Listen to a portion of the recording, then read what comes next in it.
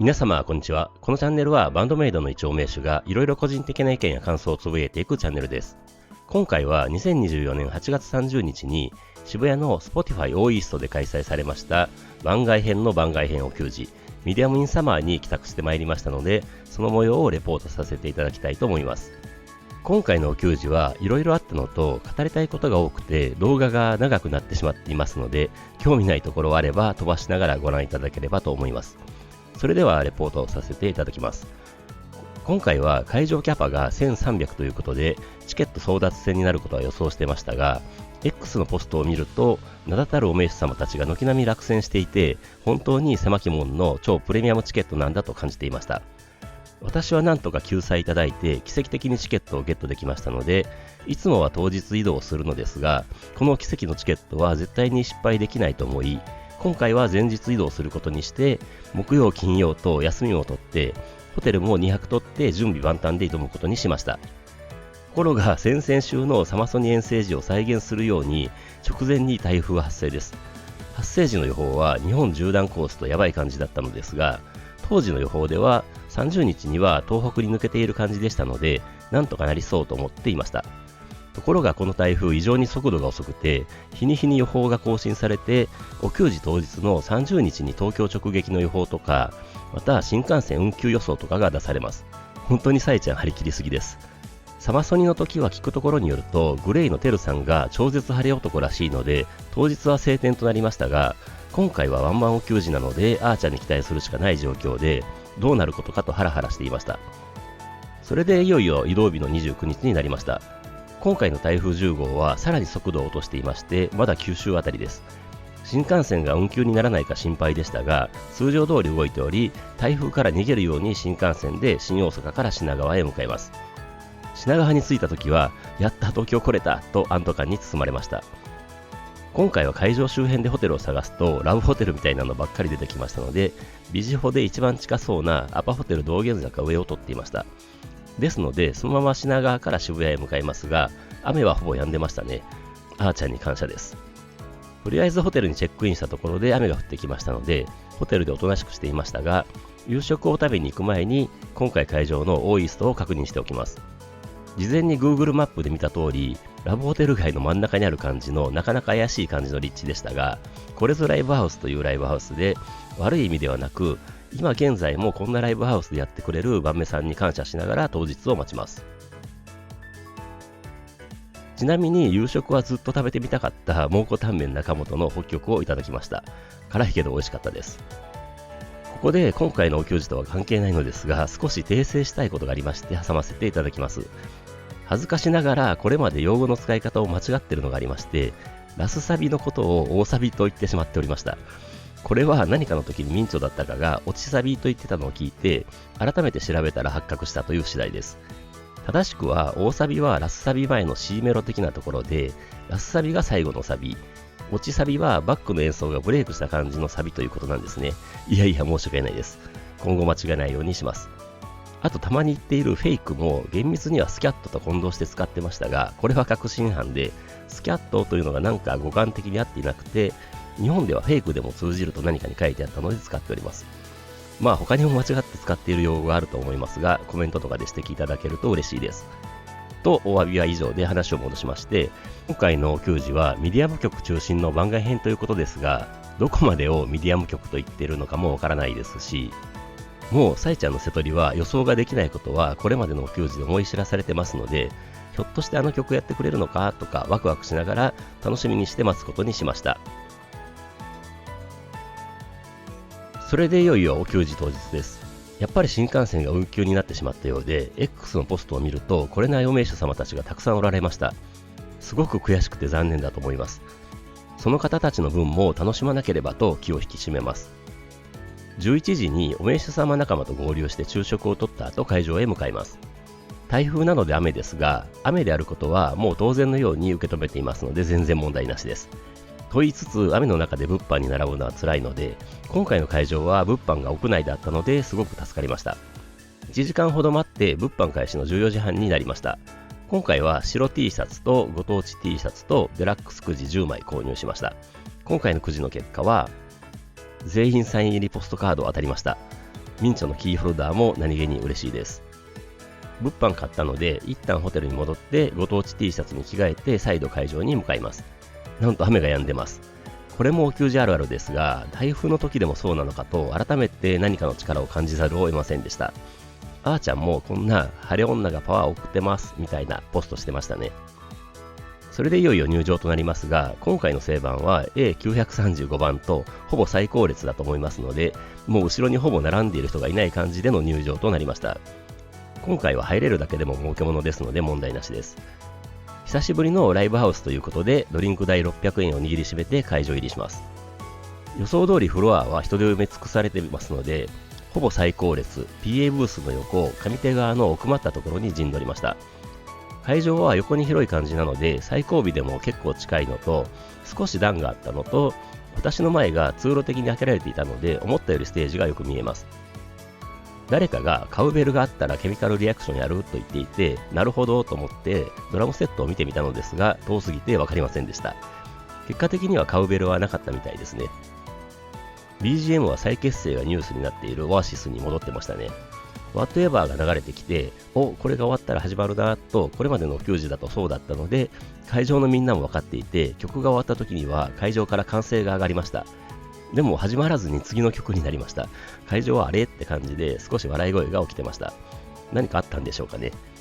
それで珍しく帝国を少し過ぎて、今度こそ SE が流れてきて、会場も大歓声と手拍子となります。これまでと違う SE だったように思います。それで下手からあーちゃんを先頭にミンチョ、小鳩さん、ミサさん、サエちゃんが次々と入場してきます。会場は大歓声と大きな手拍子で迎えます。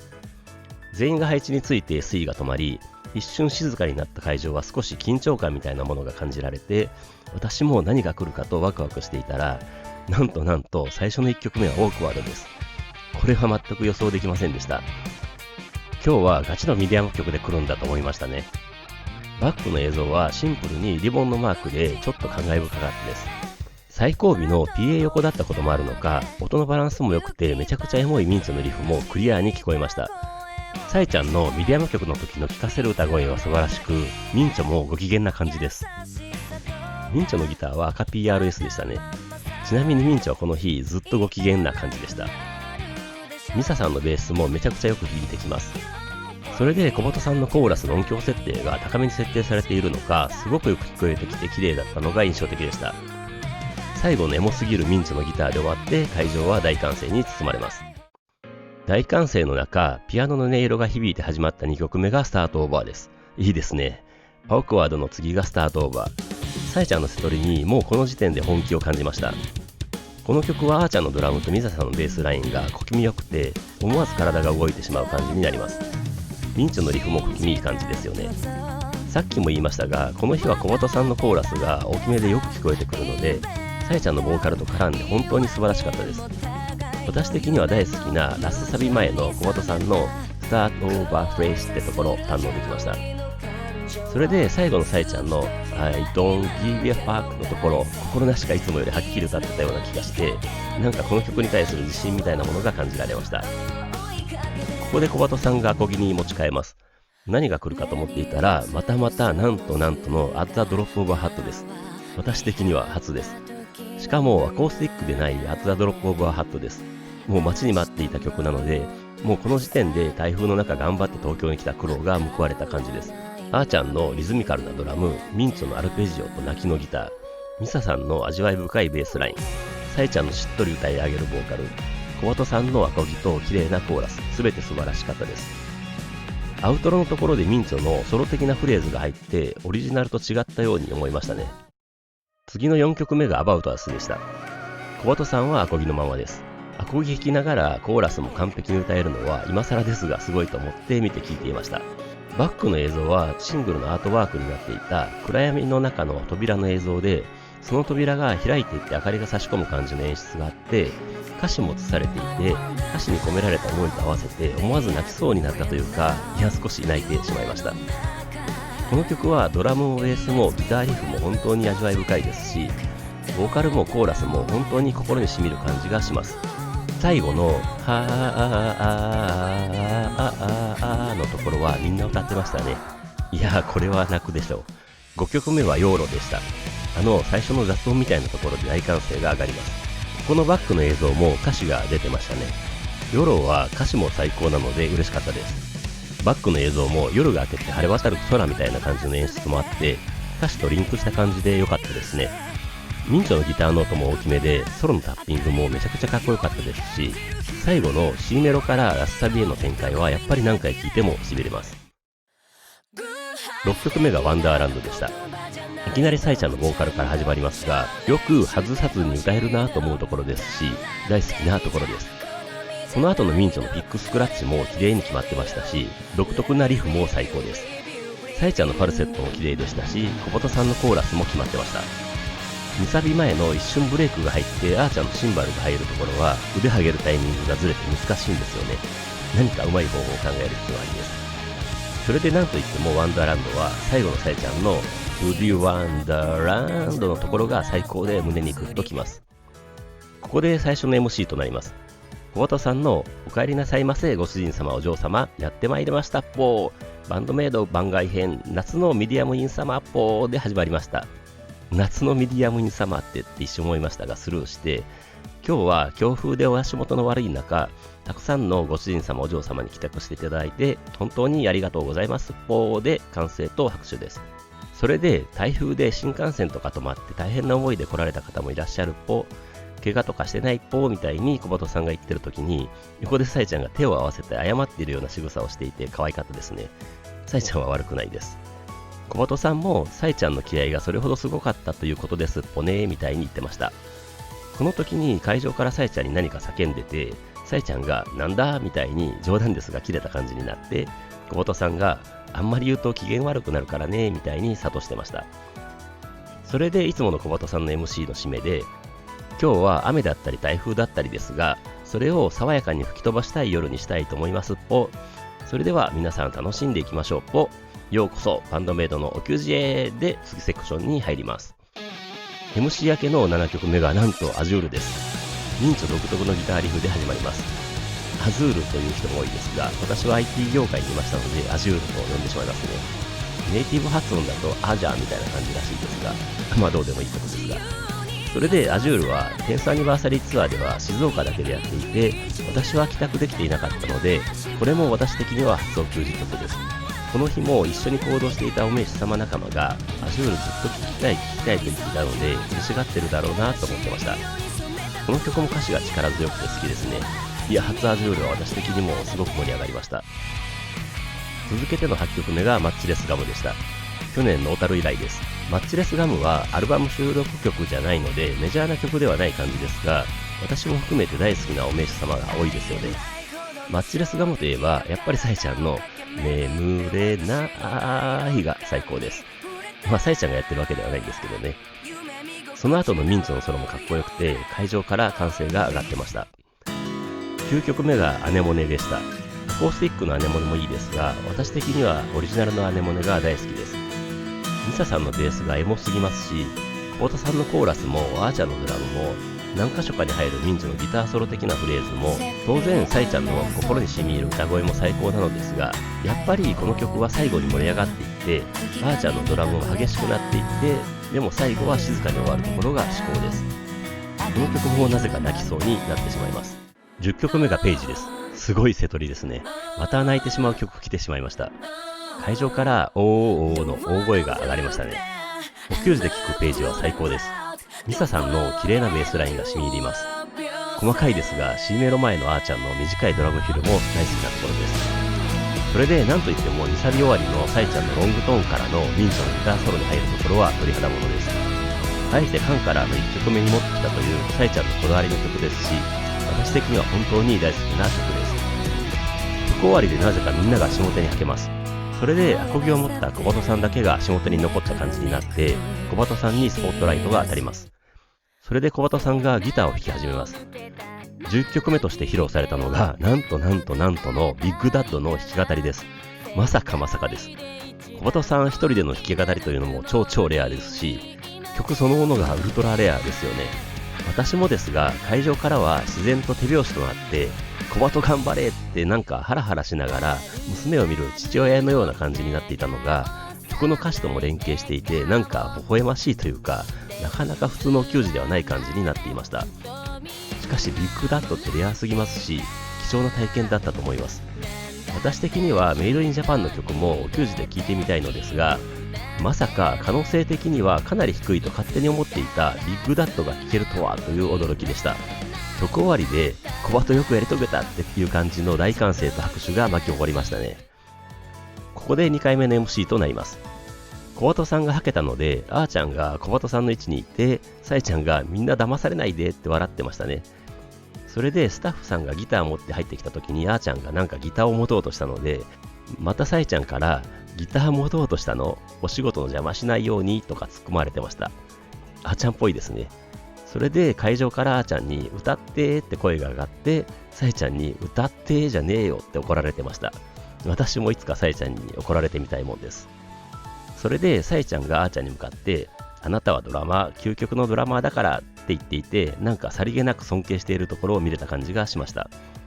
で、サイちゃんが楽しんでますか皆さんみたいに元気いっぱいな感じで叫んでくれて、会場は大歓声です。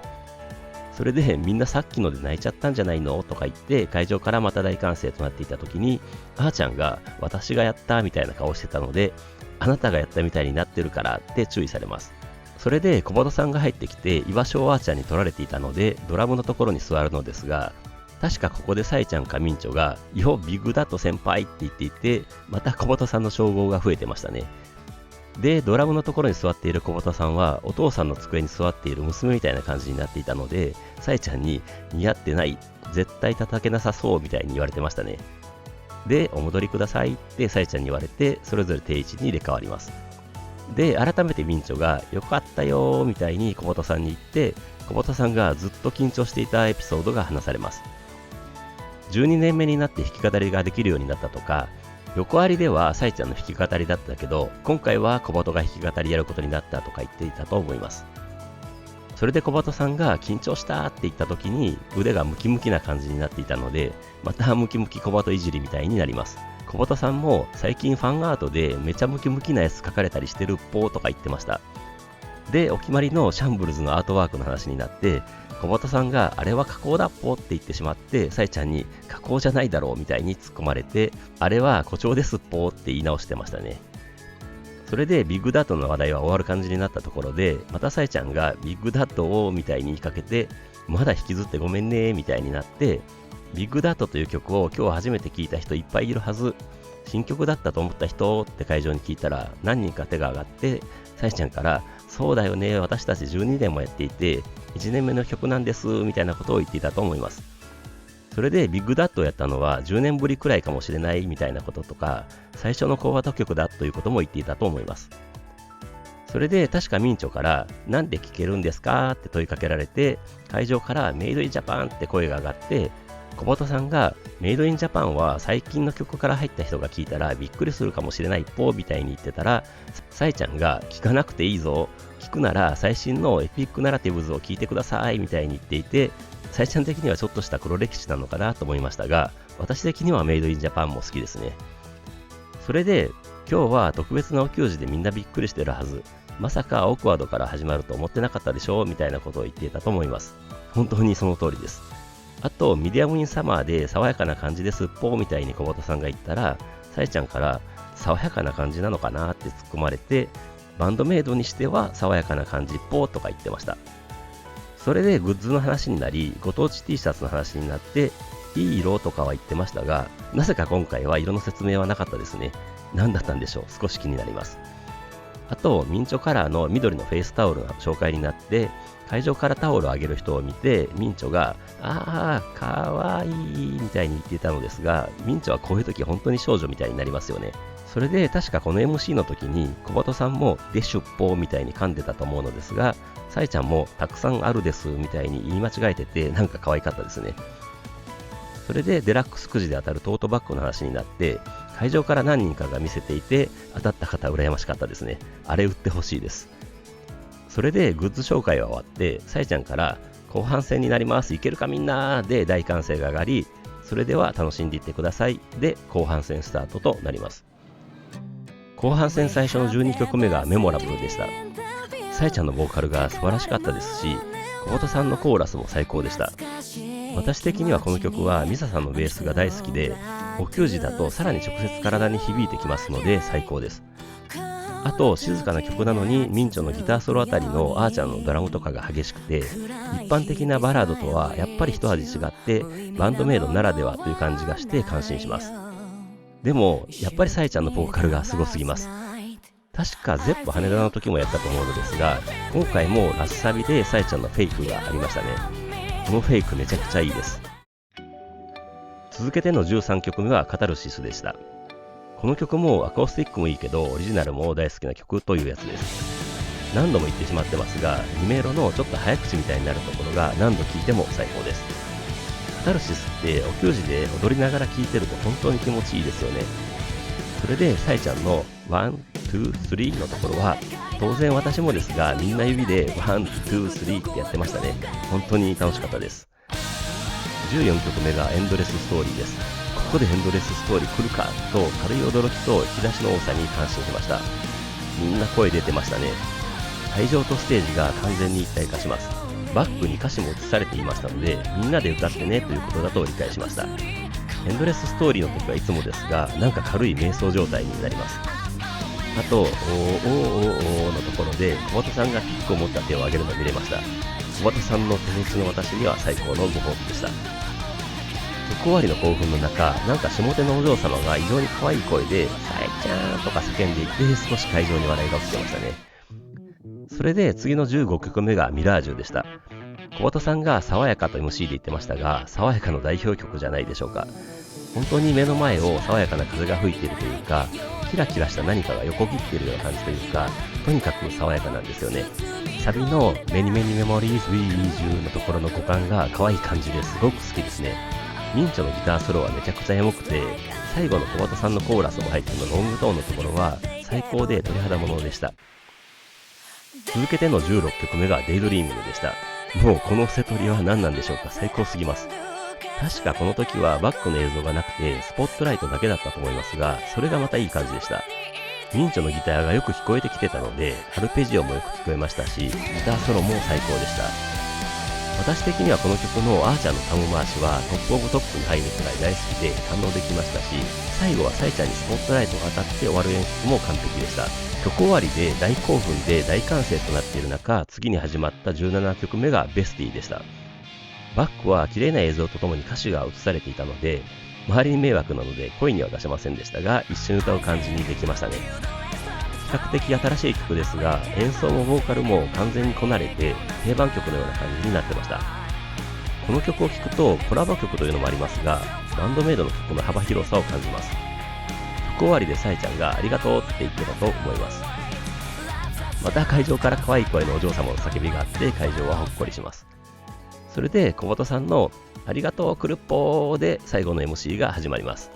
確か楽しんでいただけてますかっぽーみたいに言って会場から大歓声が上がった時に、小畑さんが楽しいってっぽーみたいにサイちゃんに言ったら、サイちゃんが聞いてたよーみたいに突き放した感じで言ったので、会場から笑いが起きてました。それで瀬戸りの話になって、確かサイちゃんがビッグダットもやってみたいに言った時に会場ですごく笑う人がいて、小畑さんが小畑そんな面白いことやったっぽーみたいに言ってたら、またサイちゃんがビッグダット先輩っていじってましたね。で、サイちゃんがこんなにミドルテンポばかりのセットリストは初めてだけど、今の私たちだからできるって言っていて、会場は大歓声となります。本当にハードロックバンドでミドルだけでこんなに濃いセトリが組めるってすごいと思いますね。それでサイちゃんが続けて、最近知ってくれた方にも私たちにはこういった一面もあるということを知ってもらいたい。激しいだけじゃない。引き出しいっぱいあるよみたいに言ってくれて、また会場は大歓声です。本当にそう感じます。あと文脈を忘れましたが、小畑さんがアダルティーな面もあるみたいなことも言ってましたね。で、小畑さんが話し始めると、サイちゃんの受け答えが淡白になるので、小畑さんから急に人事のようになるのやめてもらっていいですかぽーみたいないつものやりとりがありましたね。どんな文脈だったか忘れましたが、低気圧のせいだねみたいなことも言っていたと思います。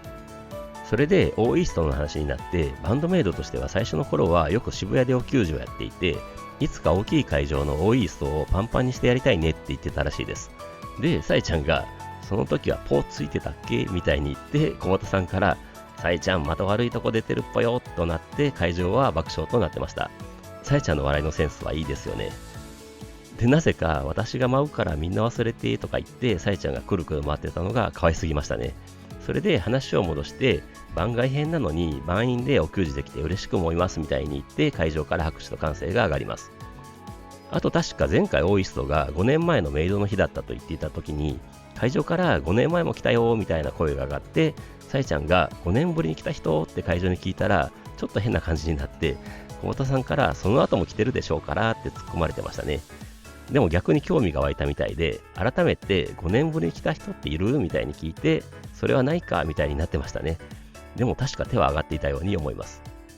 それで小畑さんが今日初めてご帰宅した人はって会場に聞いたら、何人か手が上がって、初めてがミディアムでびっくりしたっぽーとか、さえちゃんはミディアムだから来たのかもよとか、激しいのはちょっとっていう人が来てるかもとか言ってましたね。確かこの話題の時にさえちゃんが、私は第三者目線ができるのって言っていたと思いますが、確かに曲とか瀬戸りとかのプロデューサー的な役割もやっているので、そうなんでしょうね。それで小畑さんとさえちゃんが MC やってる時に、みんちょとはーちゃんが下手に移動してミサさんと合流して、いつも通り3人で自由に遊んでたのですが、さえちゃんからミディアムでも一緒なんですねとか言われてましたね。それでその3人が上手に移動してきた時に、あーちゃんがずっと後ろ向いて遊んでたので、さえちゃんからあっちが正面でしょとかって冗談で怒られてました。それでも3人は遊んでるので、さえちゃんがグダグダする、行けって感じで、なぜか小畑さんに振ってきておまじないタイムになります。すると小畑さんがちょっと待っててっぽーとか言って下手に引っ込みます。みんながどこ行くのみたいになりますが、みんちょが説明しだして、いつもねやるけど小畑が携帯使って何やんだっけみたいになって会場はずっこけます。それで小畑さんがスマホを持って戻ってきて、今回見に来れなかった人のためにお給仕全部は無理だけど小畑のおまじないタイムをインスタライブでやりますっぽーって言い出します。会場は大歓声です。すごいですね。告知はあったんでしょうか。でもこの時の小畑さんの説明が渋谷のギャルみたいだとさえちゃんに突っ込まれてましたね。それでスマホをミンチョに渡して撮ってもらおうとするのですが、ミンチョは慣れてないとか言って、なんかいきなりミサさんの鼻の穴をアップで映したりして遊び出します。調子に乗ってさえちゃんとあーちゃんもぐるぐる体を回してチューチュートレインやったりして、いつもの自由な感じになります。それで前代未聞のインスタライブをやりながらのおまじないタイムが始まります。萌え萌えキュンキュンで始まって、途中台風飛んでけとか世界征服とかワールドドミネーションとかやって、いつものバーンメイが繰り返されて、マイクなしでのバーンメイもやって会場も大声で答えます。最後は12年目これからも突っ走って世界征服するっぽーと文章みたいになって、ズッキュンバッキュンドッキュンワオで大歓声となって、萌え萌えキューンで最終セクションに入ります。インスタライブ見た方はわかりますよね。MC 明けの最終セクション最初の18曲目がチューズミーでした。久しぶりに思いっきり手を挙げながらおいおいです。確かここでミンチョのギターがベイビーちゃんに変わったように思います。ミサさんが上手に来てくれたので、ミサさんのベースを弾く姿も堪能できました。チューズミーはちょうどミドルテンポギリギリの曲かなと思いながら聴いてましたが、やっぱり安心感というか、ステージと会場は一体化してバンドメイドのお給仕に来てるんだなと思いましたね。会場のボルテージが MC から一気に駆け上がった感じになりました。曲終わりの大歓声の中、信じられないイントロが流れてきます。なんとケミカルリアクションです。来たーです。ついにやってくれました。会場からは雄たけびのような声が上がってました。もちろん私はお給仕では初めて聞いたのですが、めちゃくちゃお給仕映えします。みんなも多分初めてだと思うのですが、ヘイヘイとかめっちゃ声出すのが合ってましたね。ちなみにカウベルはなかったらしく、同期音源みたいなのだったらしいです。いや、やるかもとは思ってましたが、本当にやってくれました。私の右斜め前にいたご主人様が、ここまでは小さく体を動かして乗っている感じだったのが、このケミカルリアクションではめちゃくちゃ飛び跳ねられていたので、すごい好きで待ってたんだと思いましたね。私もです。ケミカルリアクションめちゃくちゃいいです。曲終わりで会場の興奮が冷めやらない中、次に始まった20曲目がバブルでした。ここまで聞いてきたミディアムの定義だとバブルは外せないですよね。アコースティックの時のバブルもすごかったですが、オリジナルのバブルもいいですね。会場からのおーおーおーおーおーもう声出てました。私的にはさえちゃんの英語の語りみたいなところというか、C メロからのサビに入るところの歌方の夢っていうところが一番の盛り上がりポイントです。それでその後最後のおーおーおーおーおーから Wake Me Up も思いっきり歌いましたので、めちゃくちゃ気持ちよかったですね。21曲目がマナーズでした。ミディアムでかつヘビーなやつですね。私的には偏見とかではなく、こんなビジュアルの女性が奏でられる曲とは思えない本物のオールドスクールロックだと思っています。歌詞も自分たちのことを歌っているのにちゃんとロックになってますし、これを作って演奏して歌えるってすごいなと思いながらいつも聴いてます。と言いつつ、お給仕だと小俣さんののところを一緒に歌えるのも楽しいです。あと小俣さんのシャウトも素晴らしいです。曲終わりでさえちゃんから次がラストだー、お前らこの曲聴きたいだろうの焚き火です。